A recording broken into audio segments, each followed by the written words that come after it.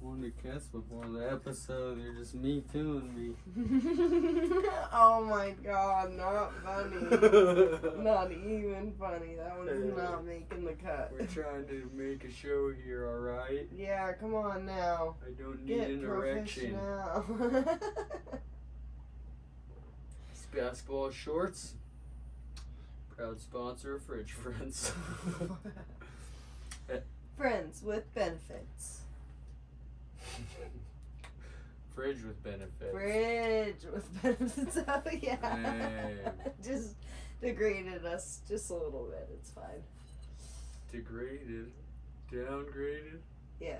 Alright. We're ready for this for sure. Cooking.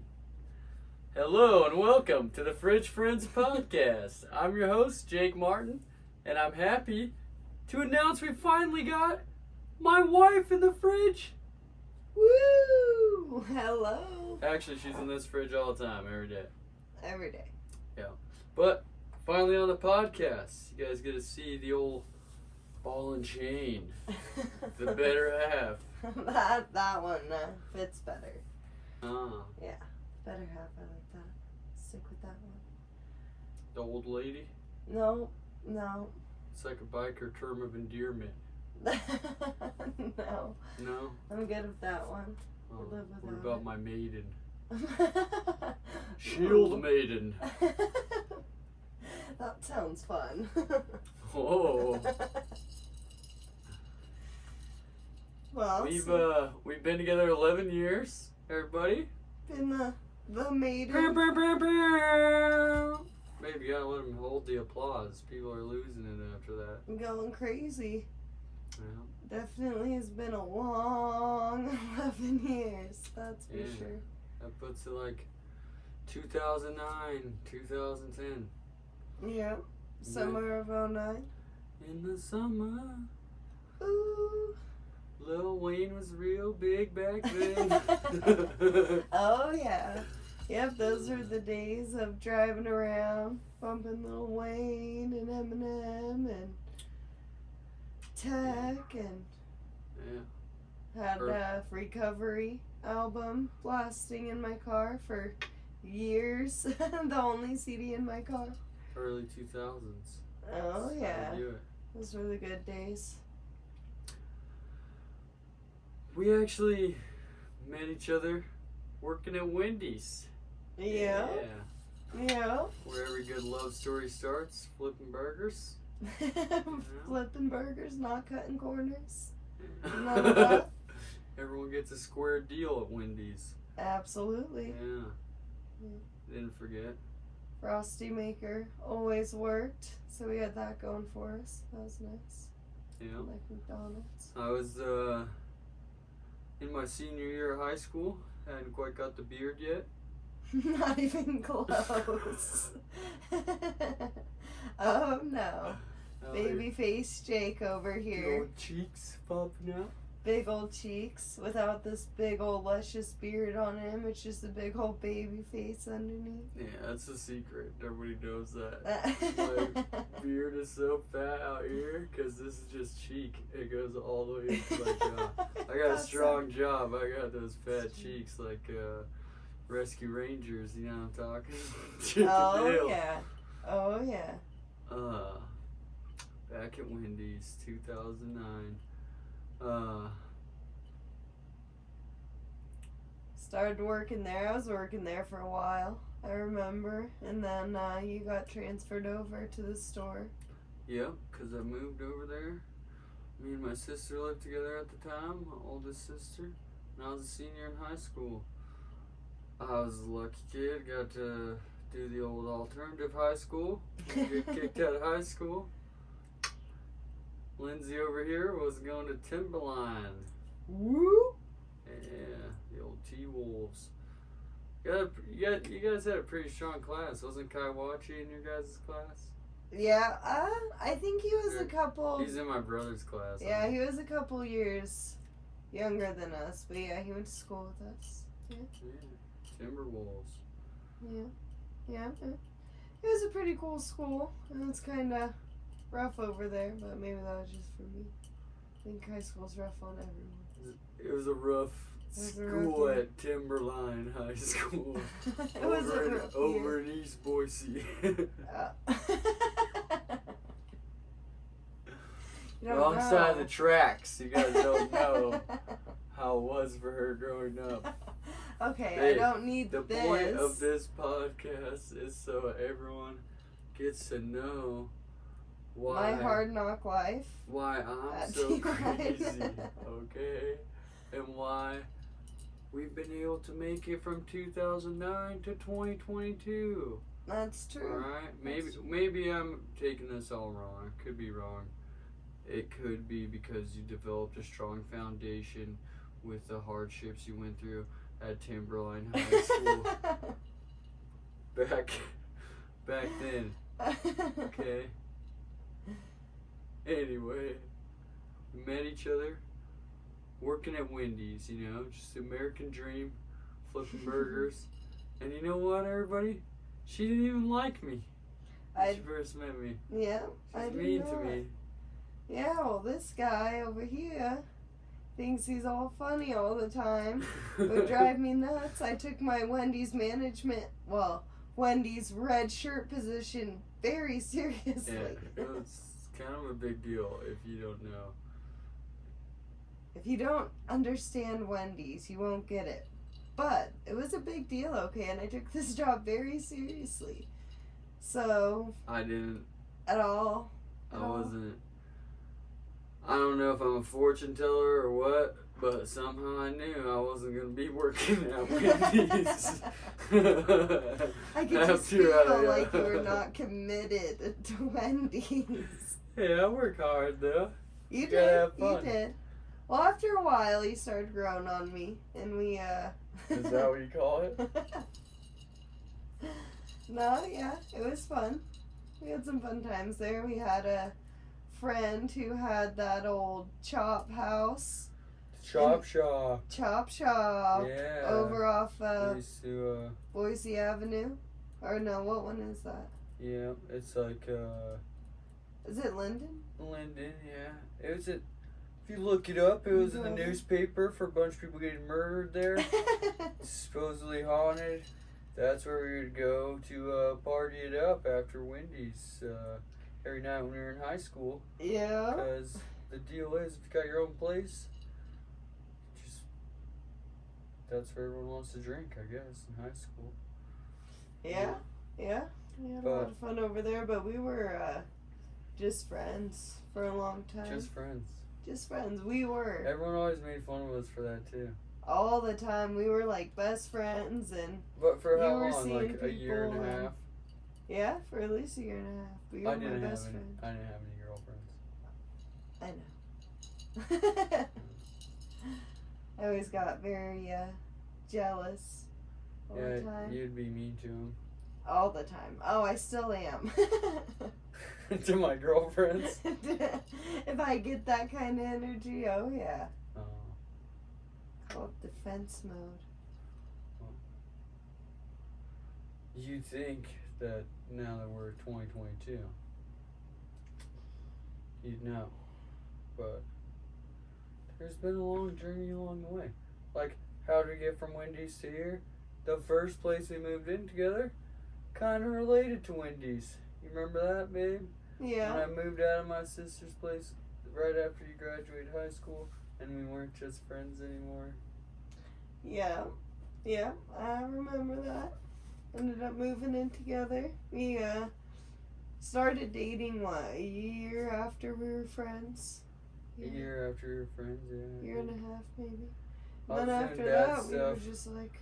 So I went to jail for 6 months. Oh, yeah. I remember that because I was still in high school. For DUI when I was 18. Oh, you remember how mad I was at you because you didn't go to the Halloween party with me? Yeah, we had matching outfits to go to a Halloween party together as just friends. Just friends? That's what friends do. Then I went to jail for 6 months. And I met some new friends. Oh, but believe it or not, back then, we were talking about this, I didn't have any tattoos when you first met me. she had to learn to love the knuckle tattoos and all this. Eventually, I'll have my tribal down the face. Yeah. Maybe a neck piece. I think we'll just finish up the arms first. Yeah, first. First, yeah. We'll just. I like how you said first. That sounds like you're on board. Got this in the books. It'll be online forever. So. All right, we're rerouting before you get a full like neck face tattoo. Well, it's a cute story though. I was just trying to think of different cute stories. And the first time you got a tattoo, do you remember that story? I remember. We got it for our first Valentine's Day together. Yeah. He surprised me. He took me to a tattoo shop and he hand drew 2 different pictures, both of them birds. Yeah. Little matching lovebird tattoo for our first Valentine's Day together. Yeah, and one of them has, not had, it's still there. Has Didn't get burned off? No. Oh my god, no. If I got rid of it, it wouldn't be that way either. That's why I'm bringing it up. Yeah, okay. Heard, but anyways. Yeah, he drew those up and we went and got tattoos, but it seems a little crazy now, you know. You think of 18-year-olds now who would go and just get tattoos with their, like, boyfriend or girlfriend, and they're like, oh, maybe not a great idea there, but... Now that they're 30 and they got Chucky on their ribs, it's like, who's Chucky? And we made it strong, but it started out that first place that I was talking about. We moved in out in Cuna with a sweet elderly woman from Wendy's that we worked with. Our manager. Our manager. It was nice enough to let us get our first place together as roommates. I moved out of my sister's. You moved out of your mom's. And we got ourselves an air mattress. Yeah, Kevin Gates style air mattress. Yeah. And the old trip to Walmart to get the essentials for the new place. And that was that. Yeah. Probably kept that same setup for like 6 months, huh? Yeah. Then we got our first solo place together, which was here in Boise.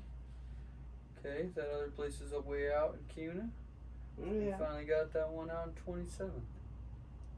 Yeah, we did. Yeah. We did. Then lived there. That was fun. We were one of like the only ones out of our friends who like had a house, so we were always the ones having house parties all the time. We had a big fire pit out in the backyard and so have everyone come over. It was the perfect spot because it was right before Boise really blew up in prices and stuff, so we were able to live right downtown, cheap rent. Oh yeah. Yeah, and right next to what was it? 27th Street Market. That's torn down now. Jerry's Market. Jerry's Market, man, that was the place. It's never to be again. I know, that's so sad. No, it's apartments. That guy was so cool. Yeah, he used to sell loose cigarettes. Oh, yeah. To kids. My and favorite. he'd take food stamps for beer. Yeah. Even if you didn't have your ID. Because you're using food stamps illegal anyway. Yeah. That's wild. Doesn't matter at that point. Yeah, that guy was... Somehow they made apartments over his building. I wonder why it wasn't a success. Yeah. Oh, poor Jerry. Poor Jerry. He didn't make it to 2022 with us. No. Yeah, but it's been kind of a slow, sappy love story up to this point. But when we moved out of that 27th Street place, that was pretty wild circumstances. Yeah, so that was kind of a crazy story. We were married. We got married. It was cute. We actually went and eloped. We decided one day we were just going to get married. Yeah. Like, all right, let's do it. So We didn't tell any of our friends. We didn't tell any family. Literally no one. Except for our roommate. Because you Nice gal. gotta have the witness. Yeah, gotta have the witness. Yep, so that's backtracking the story a little bit. That was back before we lived on 27th because we just brought our roommate. Yeah, I know. But you missed, like, our marriage part of the story, so I'm gonna backtrack a little bit. I was trying to make sure kind of people important. didn't feel left out. And maybe wanted to go to our marriage back in 2011. Yeah, but that was a fun time. I remember I wore a pretty red flowy tank top and white shorts. No, it was like that pretty. Oh, there goes my drink. A wobbly cup. It was like that pretty maroon. Yeah, so it was really pretty. It's just. See, I remember, babe. I know. I still have that shirt. I never wear it, but I have it just because it's like my wedding shirt. It's my wedding shirt, so, you know. Yeah. But, so we went down there and we got married. And you're like, what'd you say to me right after we got done getting married? Tying the knot? When we were in the car and you're like, alright. All about where we want to go? No, you're like, now that we're married, here's the deal. Oh my god. Yeah. I got you. Annulment. You appreciate the sense of humor. Okay, we're like in the car leaving right after we got married. I'm always trying to get the laugh. Maybe this didn't get the laugh. But I said, now that we're married, if the dishwasher is broken, it's my responsibility to fix it. I'll always do that because I'm your husband and I love you. But if it's not broken, you're doing the dishes. And the worst part is that he was totally serious. So here I am 12 years later. Did all the dishes. Did all the dishes. Sure you did. Didn't even do all the dishes today. Oh, we're not going there. Oh. Well. That was fun though. Then you took me to Johnny Carino's for dinner. I'll never forget that. A little Italian. Yeah. Yeah, that was like our favorite restaurant. Yeah. Then we went and saw Transformers. It's real big at the time.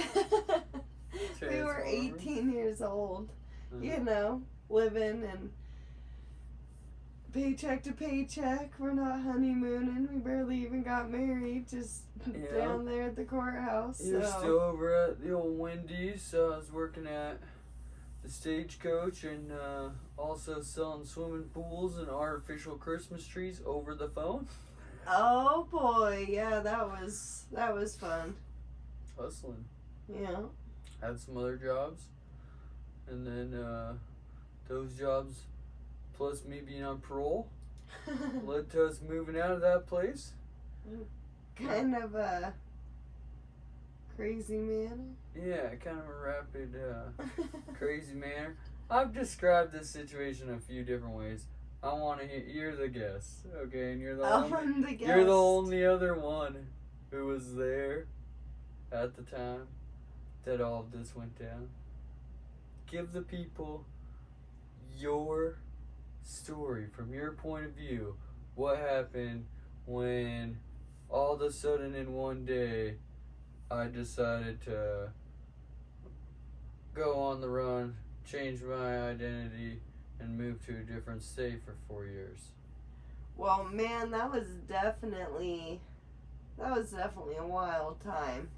I know that we were going pretty hard. We were 18. We were on our own. Lived in our own place, and we were kind of crazy, doing lots of crazy things. And I remember I always told you, follow you anywhere, go anywhere for you, Jake Martin. You know. So, you gotta say that louder, babe. Follow you anywhere, Jake. Is that better? I love Clip you so that one out. I love you so much. So, then, never thought I'd be in this situation, but he's like, a couple months later, pulls out that card and he's like, alright, let's do it. We're taking off. Getting You have out to of tell Dodge. the whole story. The whole story? Well, so nobody listening to this knows anything besides me saying, oh, here is the day that I decided to change my identity, move to a different state, and go on the run for 4 years for my parole. I can tell the story because I have before, but not on this podcast. But I want to hear from you, the only other person who was there when we made that decision together as a couple, of course. What you were thinking, what exactly happened, you know what I mean? Like if someone never heard of it before. Well, okay, so pretty much what happened is we were drinking quite a bit, you know what I mean? Like we were 18, drinking quite a bit, but we were doing really good. We were both working. We both had our own jobs. We both had, you know, cars. We both did everything, you know, you're supposed to be doing. I think. Well, one car, it was enough. Yeah. Well, because I got DUIs. Yeah, that's true. Why we were in yeah. that situation, because I was on parole or probation. Yeah. Yeah. Yeah, you were on probation. We were following all of the rules, doing everything we were supposed to be doing for the most part, you know. You were taking classes, paying fines, doing all that kind of stuff. And I just remember one morning after drinking, like hearing a knock on the door, and it was your PO. So that was fun. We tried to hide as much stuff as we could, but ended up finding an old alcohol bottle.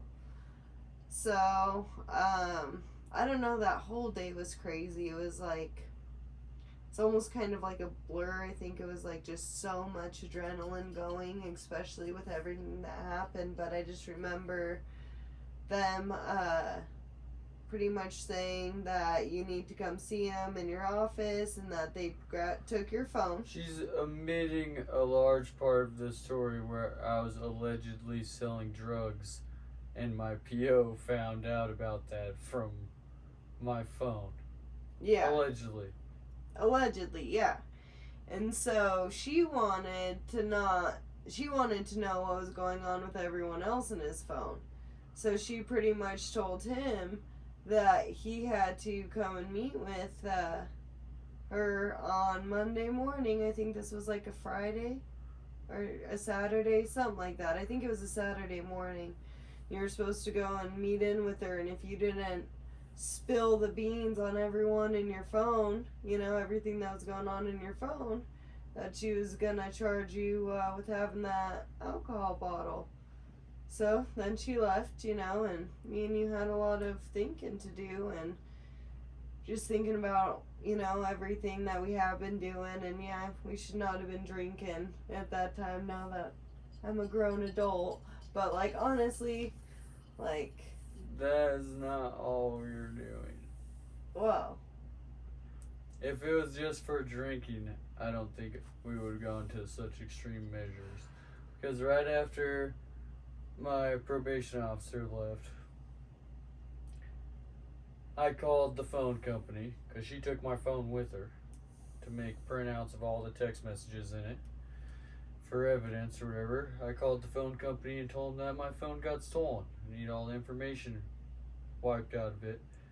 And then we called a moving truck company. Well, no. Then so like after she left, we like just sat there and kind of talked about it for a while and what we wanted to do and everything. Then we thought that it was going to be best if we just headed out, you know, just took off, moved to Oregon, you know. Thought we could just have a fresh start over there. We didn't have, you know, anything on us, just a new life, new start. Yeah. It was just the two of us at the time? Just the two of us at the time. So we were both all for it, and I remember we decided to do that. So we actually went over to your dad's house. Well, and I knew that I would have a warrant for absconding on my probation, and I didn't want that. So that's why I decided to do the fake name thing. It's just so that if I got pulled over for like a speeding ticket or whatever, that then I'm not getting arrested for a warrant out of state and dragged from where I'm living back to Boise to face the music on not living up to my drinking days in high school. Yeah. Yeah, that was crazy. So we went and talked with your dad, and he was all about helping us out. He helped us get a U-Haul, and we didn't tell anyone. No one, not one person was ever gonna know what we were doing. We were pretty smooth with it too.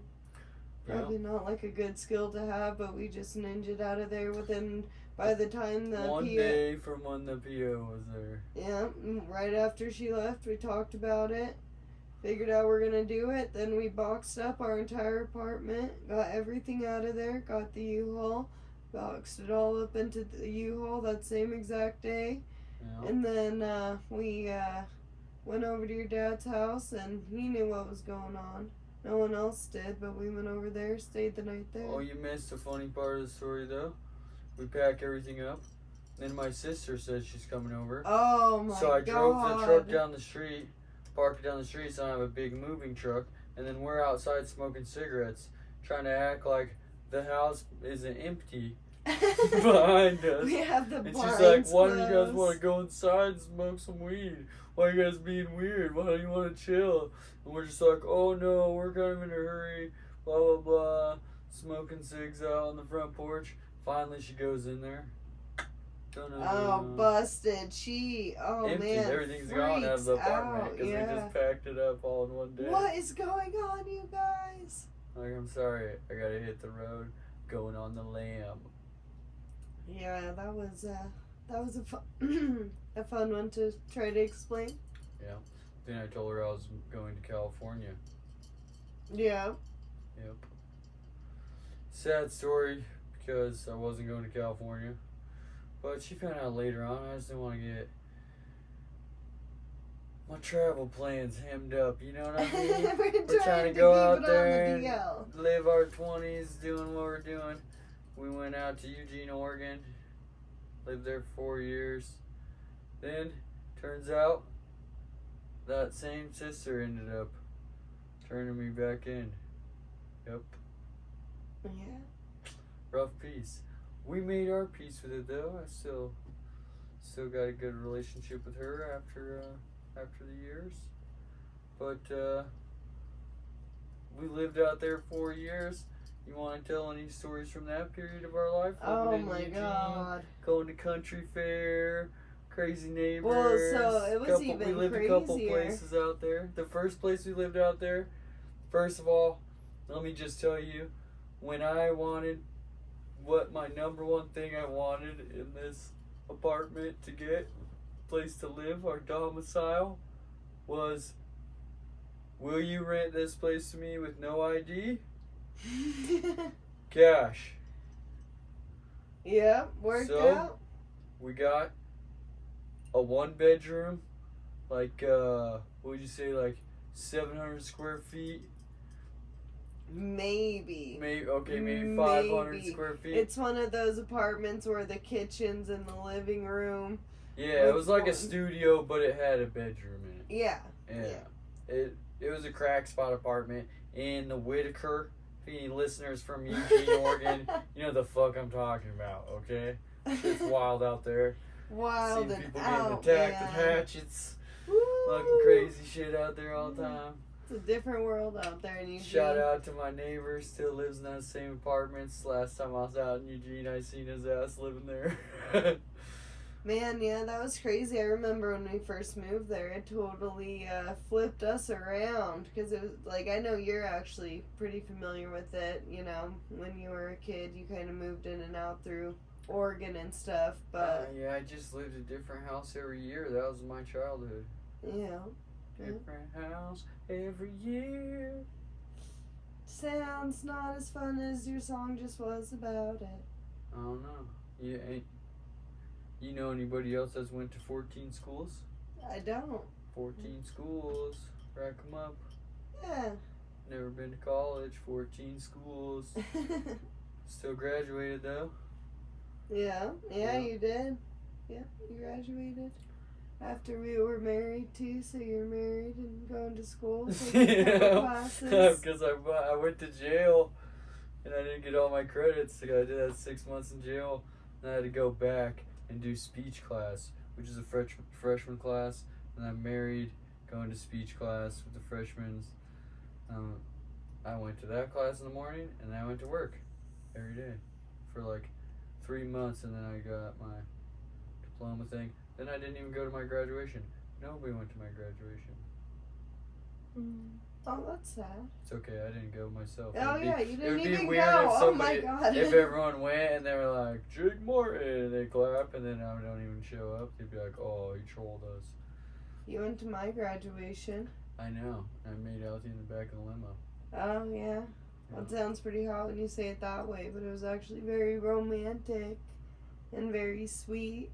Because I remember I graduated and I was planning on having like a big old graduation party, and my mom rented me out a limo for all my friends to like drive around the limo and stuff.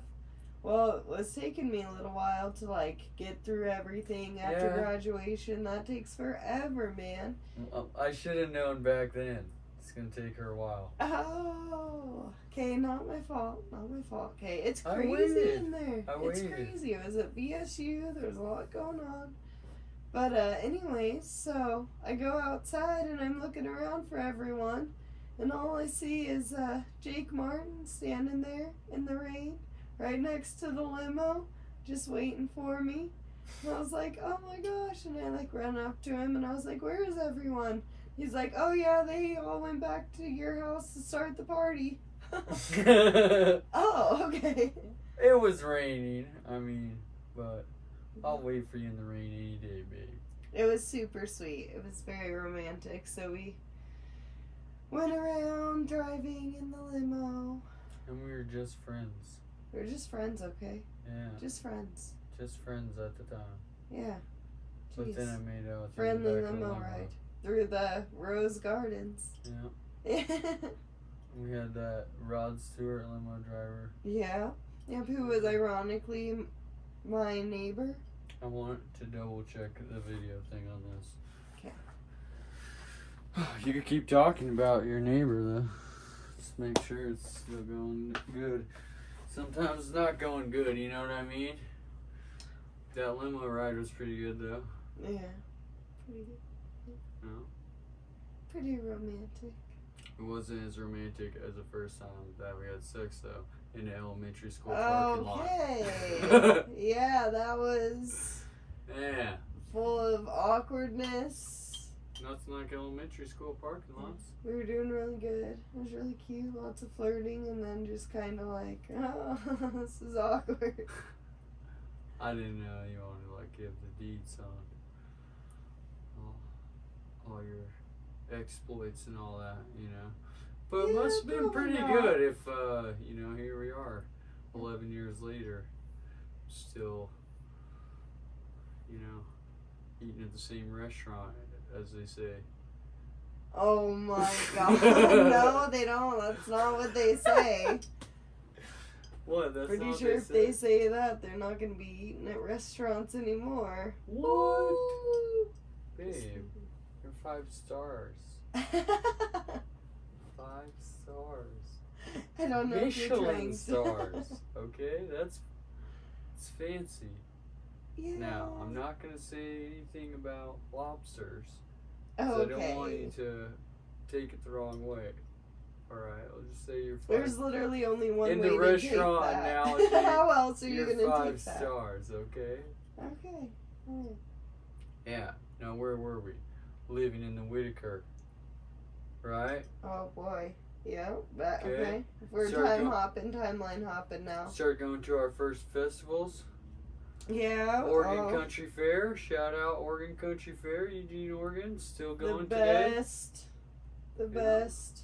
That's a whole different universe, man. They really do such a good job at that one. No. It's all in the forest, the big green trees everywhere, and they do different campsite themes, which is fun. So out they have Veneta. out in Veneta. They have the Alice in Wonderland one. They had that one year. They got tons of themed campgrounds. It's a beautiful festival. Then after we had our first son, our first little baby. Yeah. Maximus. Oh yeah. Well, and the funniest part is right after we moved to Eugene, you know, it was a crazy time. We have no idea what we're doing. We have a U-Haul truck. We have nowhere to live. We're staying Jake's grandpa. I get a job. Trying to find this place for no ID, cash. Cash, no ID. Trying to keep it on the DL. Moving into a place. Yeah, the first week we're there. Find out I'm pregnant. Yeah. Yeah. What a blessing. It really was. Little Maximus. It was. It was. We were both so excited. We knew it was a sign. Yeah. And so he was born in Oregon. Our only child born in Oregon. Yeah, Springfield, Oregon. Yeah. Had to drive all the way out to Springfield. We lived in Eugene. It's not too far away from there. I didn't drive at the time though. No one taught me how to drive. So on the way to the hospital, we got pulled over because I don't know how to drive very good. Goodness, and I was stressed out, so I was driving wild, and I don't really know how to drive that good even still today, 10 years later. You are the worst driver ever. And that so night, we get pulled over on the way to the fucking hospital for our first baby. It's like a Harold and Kumar movie or something. Oh yeah, you couldn't make this up. Man. I'm freaking out. I'm having contractions, and I had already done a lot of pre-stuff at home because I didn't know what to expect. So I'm like, oh, it was like 2:30 in the morning. 2:30 in the morning. Then we take off to the hospital because I start freaking out. So you're driving all crazy. We get pulled over by this cop who's just grilling you. Yeah. And cops hate me. They really do, man. He was going hard. And I remember I was just over there and I'm panting and I'm having all of these contractions and they're getting closer together and I'm borderline yelling. And the cop's like, is she okay? And he's like, no, dude, I'm taking her to the hospital. I told you this. Cop's like, well, you shouldn't be driving. Let me call the ambulance. Yeah. Right? So he calls the ambulance. The ambulance. We gotta wait there. Wait there the whole time. While she's in labor for the ambulance to get there. And we're on the freeway, so it's a one-way. The ambulance has to get there, so it takes even longer. The cop just keeps trying to ask me questions to get me in trouble. Yeah. The ambulance gets there, and the cop tells the ambulance guy what's going on, and he's like, then just take her to the hospital, dude. She's having a baby. So then we just drive to the hospital. Well, no, so then the cop's like, oh, okay, yeah, sure, yeah. Then he comes over to us, and he was like, you guys want a police escort to the hospital? Completely so he drives with us to the hospital. We also forgot a big part of the story. Our friends were staying the night with us. Oh, yeah. Another couple was with us, right? So they're in the car with us on the way there, get pulled over, the whole thing, right? Now we're at the hospital from the police escort. The whole reason he's grilling me the whole time is because I don't have a license or anything. He wanted to get me in trouble. So as soon as we get there, I pull up to the front of the hospital where you clearly cannot park. And then I just give the keys to my friend so he can park the car and I just go in the hospital. I'm not getting out of the hospital for a long time. We're going to have a baby, right? Right. Never seen that dick-ass cop again. Right? Well, I know the nerve of him, too. It's I'm clearly in labor. Yeah. And then he, comes over to my side of the car to see if I'm lying to him. I'm like, oh, yeah, all right, bud. It's like the boy who cried wolf thing. I think a lot of girls are just, always saying they're having a baby when they're speeding. Well, whether they are or that must be what it is. let him go. I'm having a baby. I'm having a baby. Yeah. But then when you're actually having a baby, he's like, "Oh, sure you are. Let me call the ambulance." No, you gotta believe him 100% of the time, even if only 50% of the time they're telling the truth. I mean, if you're 9 months I think you pregnant, should believe him. Yeah, definitely believe him. Because here's the thing. What if they had the baby right there when you're the guy who's telling them they have to wait for the ambulance to get there? When there's no need for ambulance anyway. The only reason there would be need for ambulance is because he's trying to get me in trouble. So he was, you could go to the hospital and have the kid without me. I heard this story where this guy was driving his wife to the hospital. She's in labor, you know. He's trying to get her there quickly, and they light him up because he's speeding. They shot him? And no, just whoa. Well, you said light him up. No. I mean, I they meant are the police officers we're lights. talking here, okay? No, the lights. Okay. So They he's were, getting pulled. They didn't shoot him yet. He's getting pulled over. no, so they're trying to pull him over, right? But the guy keeps driving because his wife, who's going into labor, is just yelling at him, "You better not pull over this car. Keep driving. Oh. Do not pull over." Now he's on a high-speed chase. Right, yeah. So he calls the cops himself, and he was like, "Look, guys, here's the situation. Don't kill me. Yeah, I'm just going to the hospital."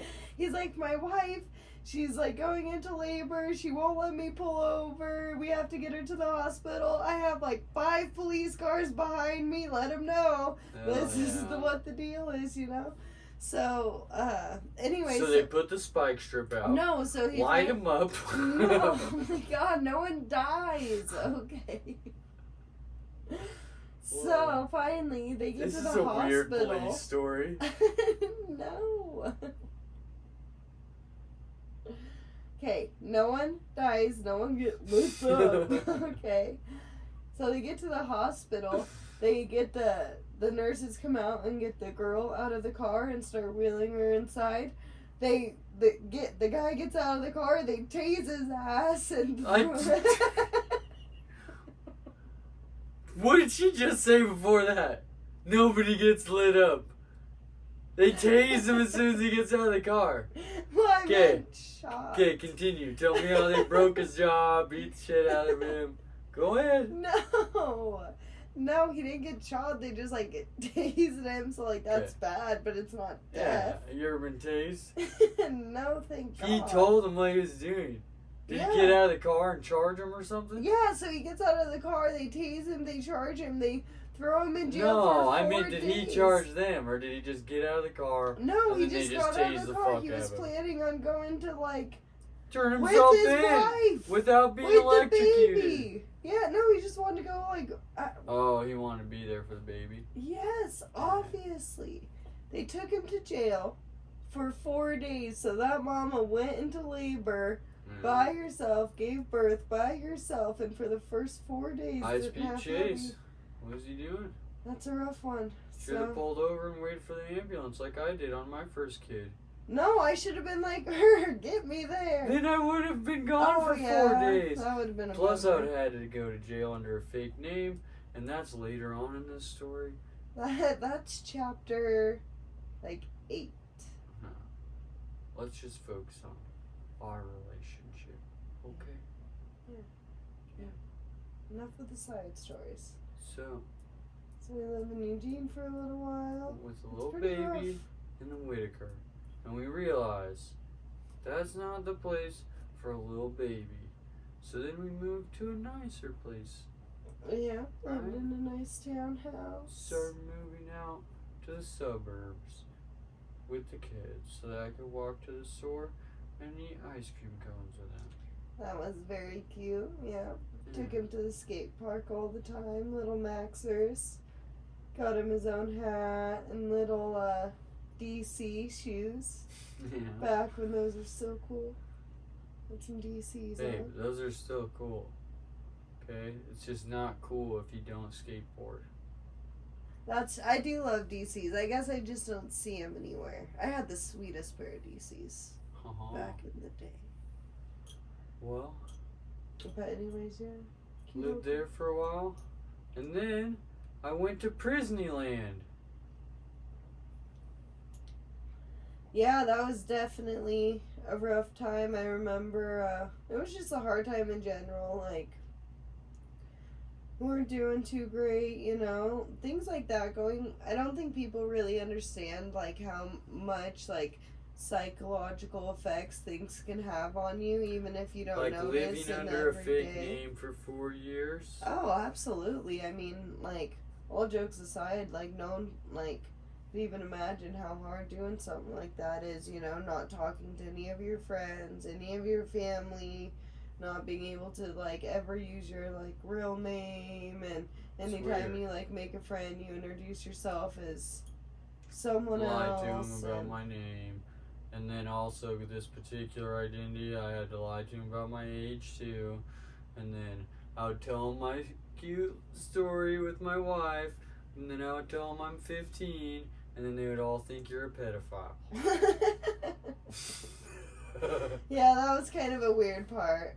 That was weird. Yeah, because really I'm 1 year older than you. But during that 4 year period of my life, I was 6 years younger than you.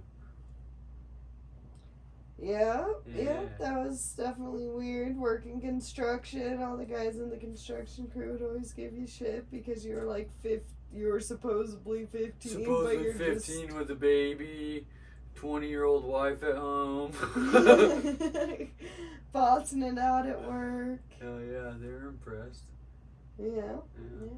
Because I was also an extremely good worker for a 15-year-old. Because really I was 21. But I didn't have this beard. And like she was saying at the beginning of the podcast, I had those cheeks. Pretend like I was 15 even when I was 21. Who else is doing that, huh? Right, you actually definitely looked like it, so that wasn't a problem. Pulled it off 4 years. Then I got told on. Went to prison. And then we had a low light in our relationship. We did. Yeah. You want to talk about that a little bit? Yeah. Well, I mean, outside of going into like too much detail, I think that like there was just like a really big break within ourselves. You know, you lose a lot of yourself when you're put into situations like that. You lose a lot of your support. You know, like we both not only didn't have family, but we didn't have friends that we had grown up with, that we were super close with. Like, we had friends there, but it's not the same, you know? So I think that, like, really, like, one of the most challenging parts was just, like, both of us, like, having our own demons that we were fighting. And we were so young, and we had a baby, and we were just going through so many things that no one had any idea how hard that is mentally, emotionally, you know. And so I think that was just kind of like a breaking point for like not only like us, but like for our own personal time in our lives, you know. Yeah. Well, and at the time, like you had just said, we had left everyone and didn't have anyone besides each other. Yeah. For 4 years, I mean, maybe we built some relationships there over that little 4 years, but it was pretty much me and you. It's always been me and you. Well, and if then when you take me out of the picture and I'm gone, then you don't have any support. Yeah. Well, and it was like, I feel like, especially because we met so young, and we went on such a life-changing adventure by moving to Eugene together, just me and you know, that like, you know, you were my best friend, you were my husband, I absolutely loved you, well, love you, but it was, sure, it was babe. one of those... those... Use the past tense, it's okay. No.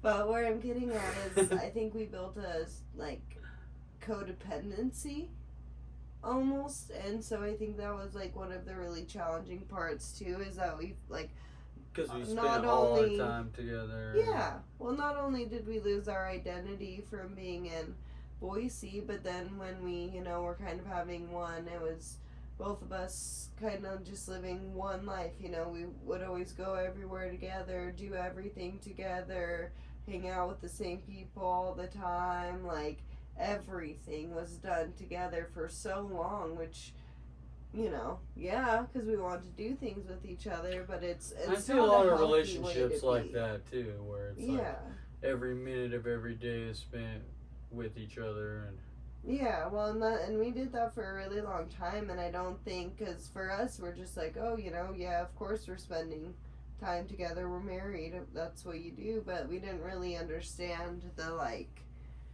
how toxic that really is, and then when you're going through a hard time, or I'm going through a hard time, it's really hard to, like, talk to each other when we're both going through that hard time, but we need to lean on each other, and we just have nothing at that point.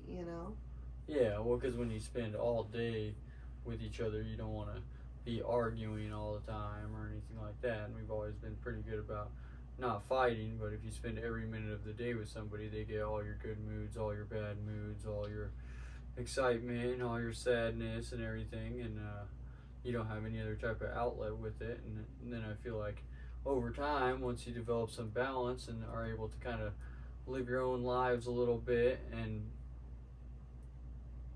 pursue things that individually you want to pursue, then it allows you, when you're together, to enjoy that time more and to want to talk with that person about more than just the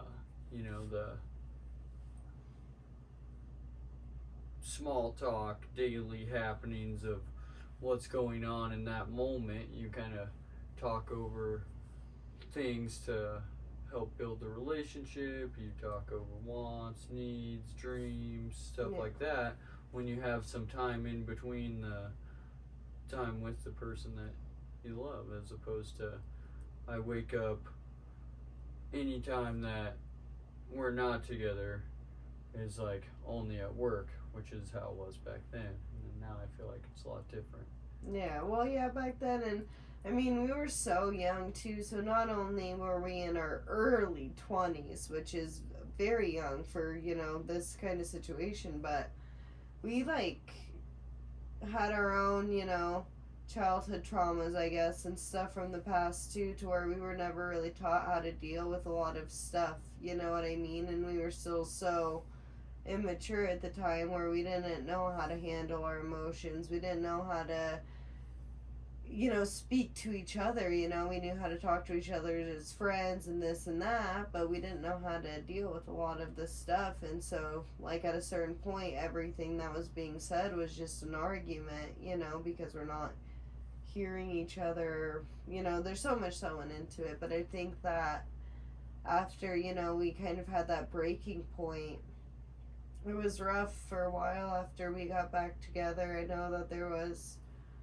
that was, I think, one of the hardest parts, because when we, decided we wanted to be together more than anything, Well, so when I was in prison, we got divorced, and then I got out of prison here in Boise, and you were living in Oregon, and then you decided to move back here and give things another shot, see if it was going to work out, right?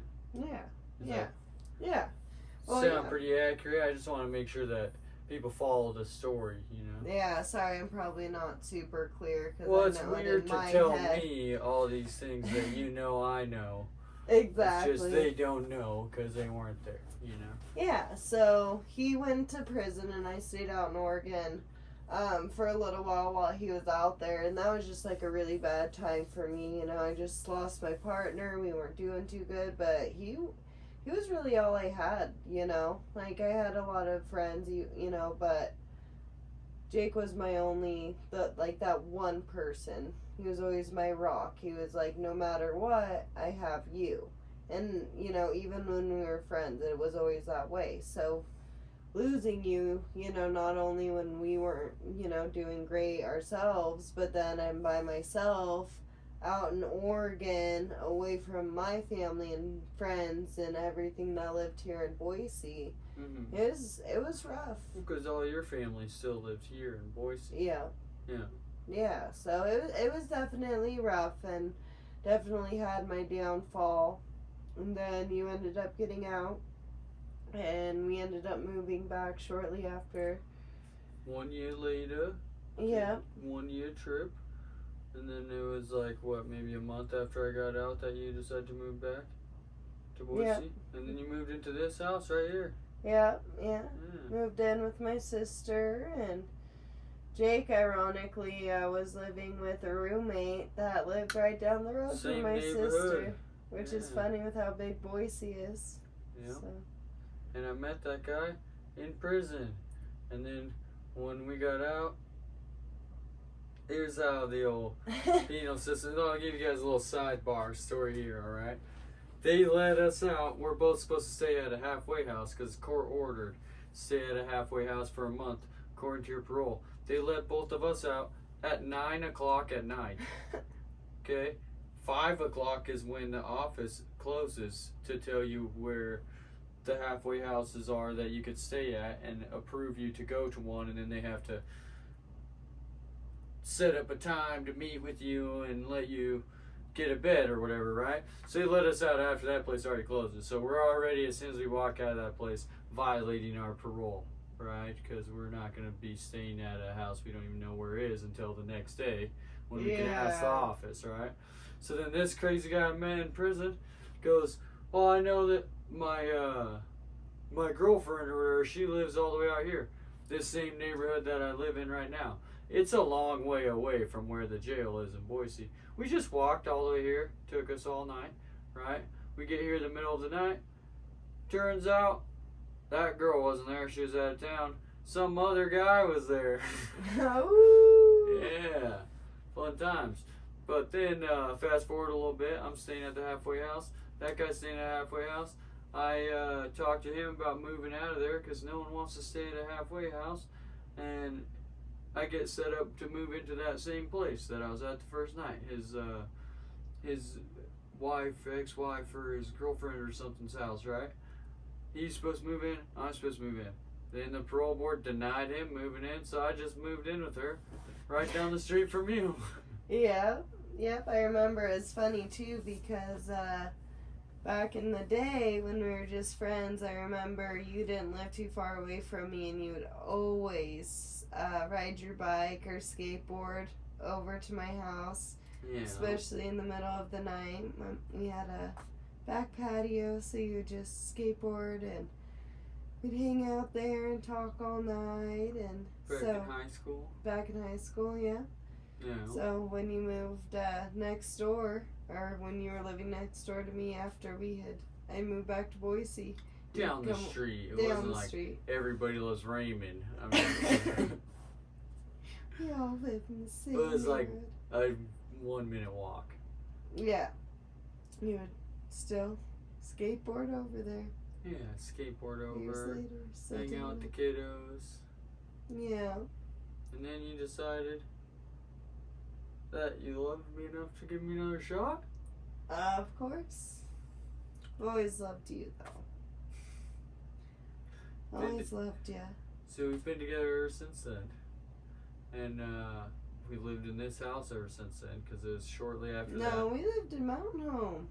Don't forget our Mountain Home that's house. true. I was skipping over a lot of stuff. You really are. Your timeline is all over. Well, I mean, if you think about it, we're doing a podcast about our relationship, but that's 11 years. We're celebrating our 11-year anniversary coming up, but if you think about it, that's kind of a lot for 1 hour, so we're probably just going jumping back around, and forward to like different. Probably being confusing, yeah, because you lived with your sister for a little bit at that time when I lived with the roommate, and then we moved in together for like a couple months here, and then got a house out in Mountain Home, and that's where we had our second child, Jacob. Yeah. Yeah. Well, he wasn't born in Mountain Home, though. We drove all the way to Boise for the real doctor, okay? I want a real doctor. We were not. No offense, Mountain Home, but I don't trust you and your medical staff and facilities. Yeah, my doctor was out in Boise, is why I went out there, and we had that same doctor. Why. Yeah. My mom had that doctor, my sister had that doctor. But if you think Oh about yeah, it, your it's a little weird. OBGYN, it was the same doctor when you were a baby that delivered your baby? No, when I was a baby, but when Sophie was a baby. Because I was born in Denver. Yeah, so he delivered Sophie. Then my older sister, he delivered her first and second baby. And then he delivered your babies. 2 of them. Yeah. Jacob and Sue's. Little Sue. That is kind of weird if you think about it. The family OBGYN. Yeah. You look a lot like your sister. Oh my god. That's so weird. Well, at least I... Yeah. Anyways. We have little Jacob. We're living out in Mountain Home. Yeah, we lived out there. That was kind of a rough run. That's when we were rekindling everything, so it was a very nice home. Out in Mountain Home, it was great. We had the fire pit in the backyard. I loved living out there. It was nice. The drive sucked sometimes, but it was nice other days. It's a long drive, but it's a nice place. Yeah. And are you okay, babe? Yeah, why wouldn't I be? Oh, I'm sorry. Right behind the I'm couch is Nothing a really hard happened. table that's just Nothing barely happened at all, so. at the height above the couch. You're not the first person to hit your head on that. Well, I was actually the first person to play cool about it until you just rat me out. So oh yeah, you played it cool about it.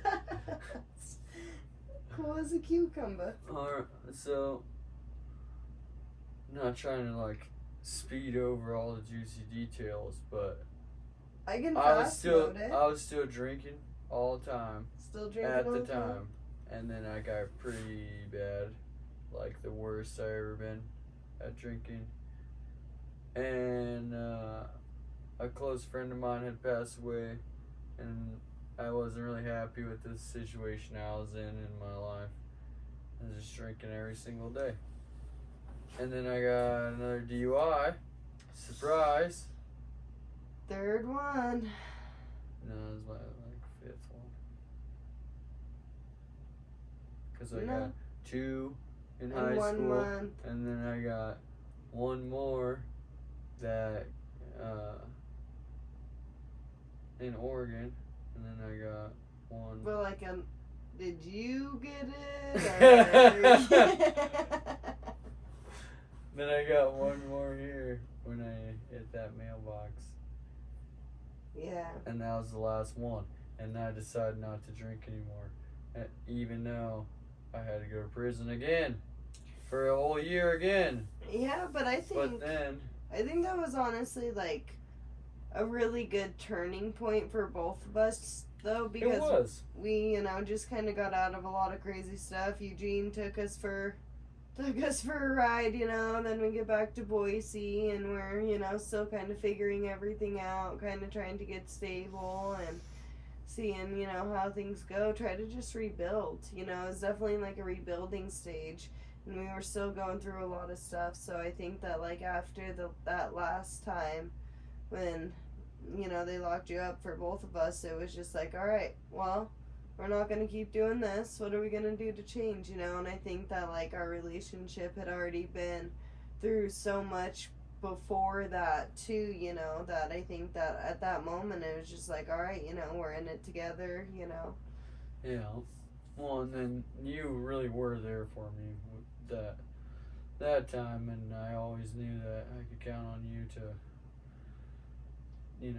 be there to talk to me if I was having a rough day or like a hard time. And it's always a rough time in prison, but that time I feel like I spent a year becoming the best version of myself that I could, and I feel like I've been that ever since then. Yeah. It's been 4 years since I drank, and I feel like I've developed. Woo!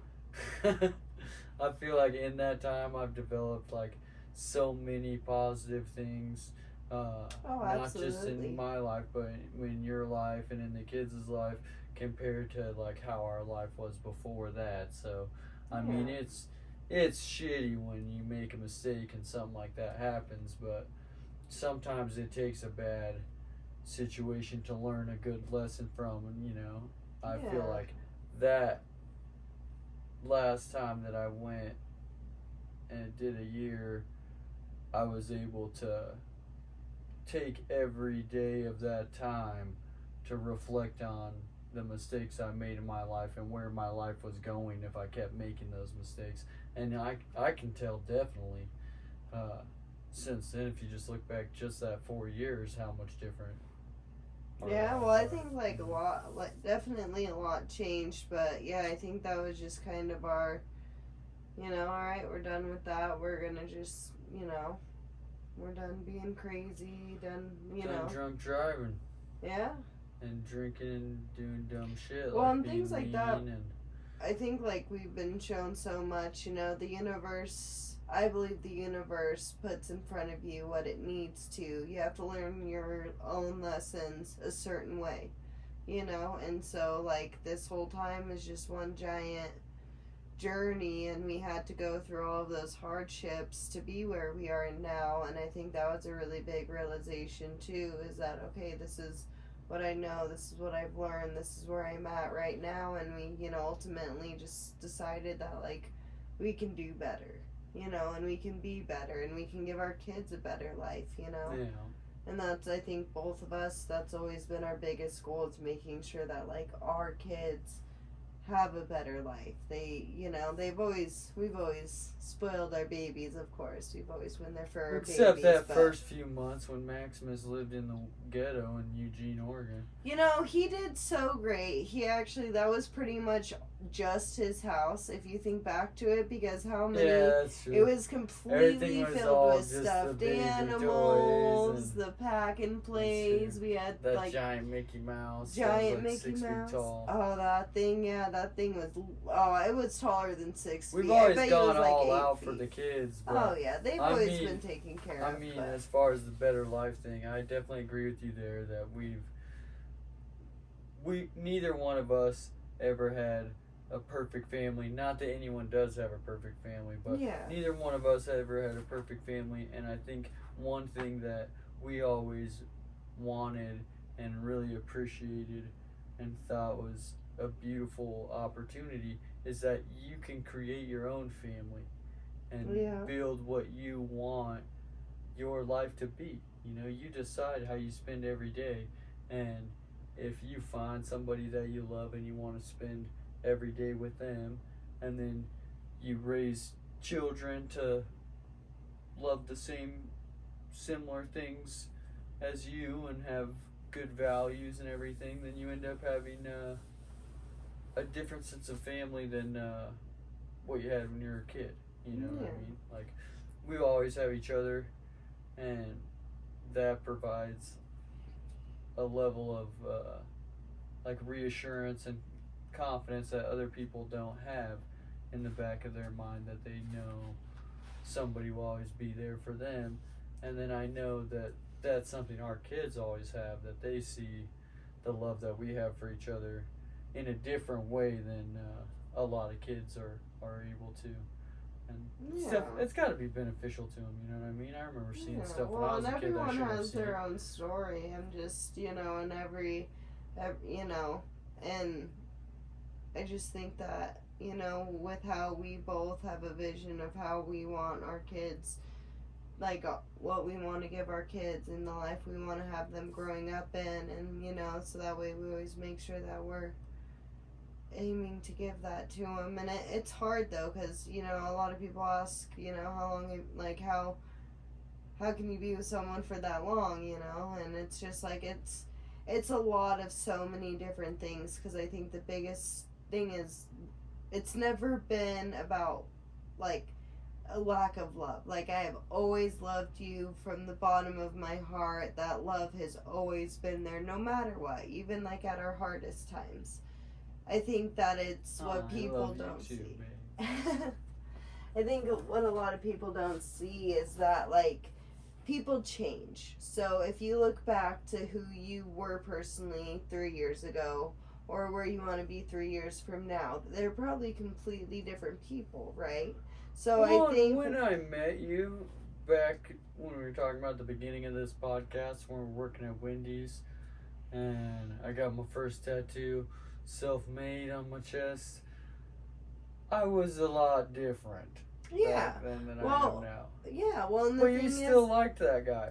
Yeah. Well, I think that's the biggest part that people don't realize, though, is that you're gonna change. You're gonna become different. You're not, so there's qualities that I can fall in love with you today for those qualities. Well, maybe you don't have those same qualities 3 years from now. So you can't be like, oh, you're not the same person I fell in love with. I'm no, definitely you're just not as good at beer pong. Well, I don't know. I think that just kind of comes naturally to you, but you're always slaying it.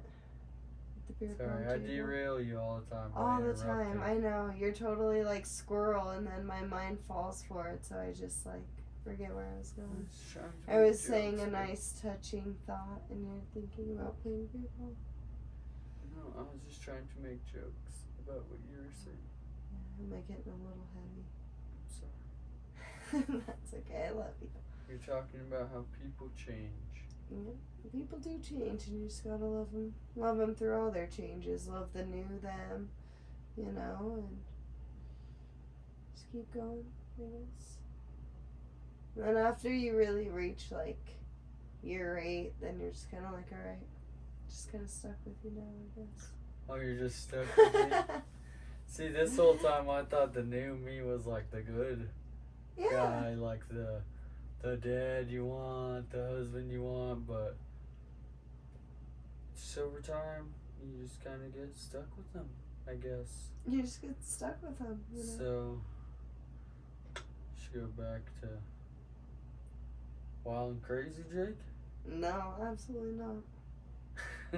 No, that was a fun stage, but... Alright, reading storybooks to the kids, Jake. Yeah.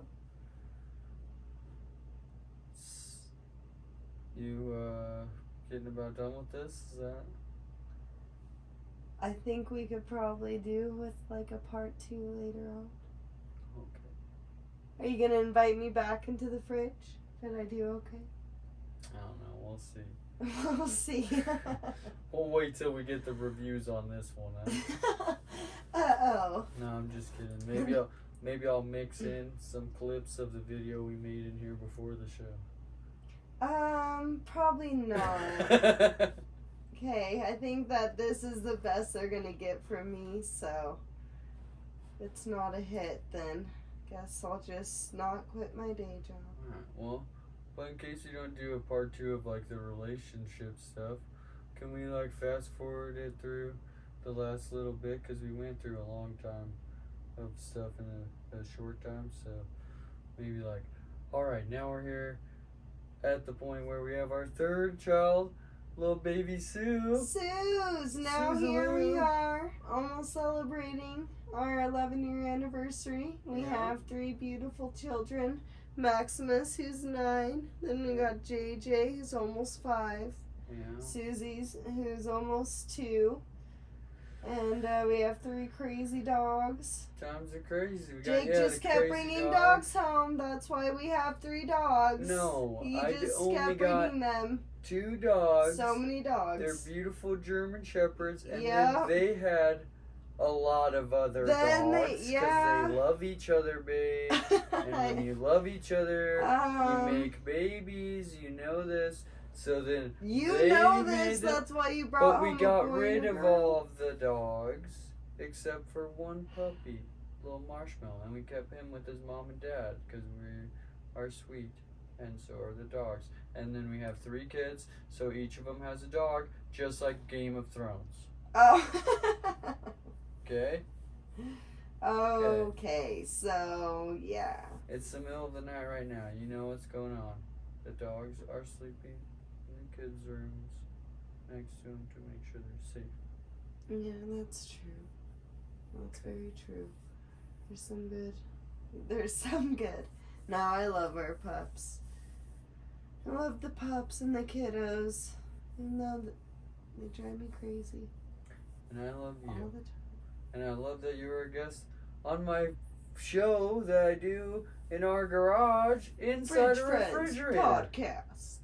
I want to be able to do any of this stuff without you.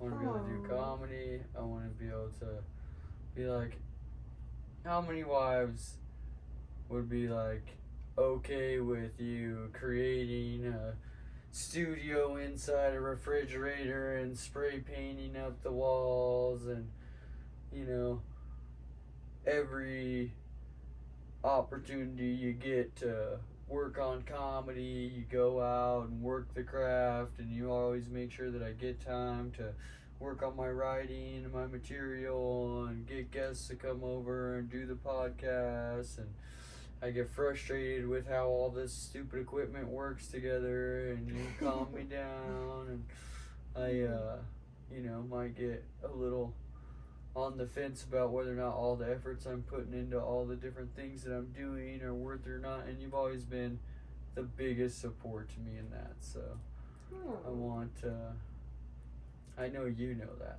but I want everyone else to know that the reason I get all this stuff done, everyone's always asking me how do you do this, how you got a podcast, all these different shows, and then you're working full time, I would be exhausted. I'm like, you can't do all of that stuff if you don't have somebody as amazing as you, Lindsay, making sure that whenever I'm tired and I fall asleep sitting on the couch watching cartoons with Sue, that she doesn't just take all my stuff and flush it down the toilet. You got my back. And then you let me rest I there. definitely am not going to promise that they won't do that at some point, but I do my best. You're always looking out for me, is what I'm trying to say. And I'm always looking out for you. And I feel like we've reached a point in our lives where we can build each other up to a place where we both are able to get the happiest effect out of our lives, you know, like.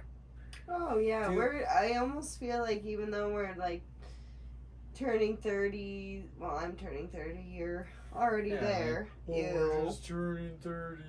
But I feel like this like new part of our life is gonna be even like greater. I feel like we got through all of the craziness and overwhelm. Well, I mean, life's always gonna be crazy, but we got through a lot of shit, and now it's fun. You know, we got ourselves a really nice, solid foundation, and maybe one day we'll hop in the RV and take off. Traveling down the road. You never really know with us what we're gonna do next. We literally one day just see ya. We've done it before, babe. We have, yeah. Except people won't forget my jokes, so I can't just start telling them under a different name, or somebody's gonna be like, "Hey, those are Jake Martin's jokes." Jake Martin jokes, coming in hot with the beard jokes and the dog jokes. Like, have you ever seen that Chris Rock movie, Down to Earth, where he dies and then he gets put in someone else's body, but then he tries to do stand-up comedy, and they're like, "I don't know why you stole that guy's jokes. It's not Chris Rock. He's not even funny." Who is that? No, it's definitely Chris Rock. Down to Earth, Chris Rock. Got your phone right there. Give it a Google. I think it's little question time before the end of the episode. Who is the starring actor in the 1990s movie Down to Earth? Chris Rock.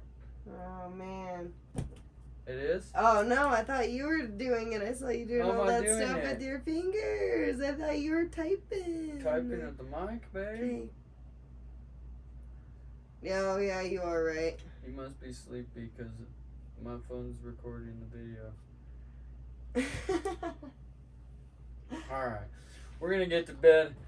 If you want to see me perform comedy every Wednesday when this show comes out, I also do 2 open mics. One at Craft Brewers of Boise. Do it. One at Lounge at the End of the Universe. Do it. And the big show I'm trying to promote, everybody. If you want to go to the biggest party of the summer in the Boise area, about halfway between here and Mount Home at Captain Harry's Oasis Event Center. We got Welcome to the Oasis Music Festival. Pew, pew. Woo! Gonna have some big name EDM artists. We got a bunch of rap artists. We got Young Buck. And most importantly, we got Jake myself Martin. and some comedians performing a beautiful daytime comedy show in the middle of this festival. You gotta come out and see it September 22nd through the 24th. Welcome to the Oasis Music Festival. Thank you guys for the wonderful episode. I hope you enjoyed it as much as I did. Until next time, Fridge Friends Podcast. I love you, babe.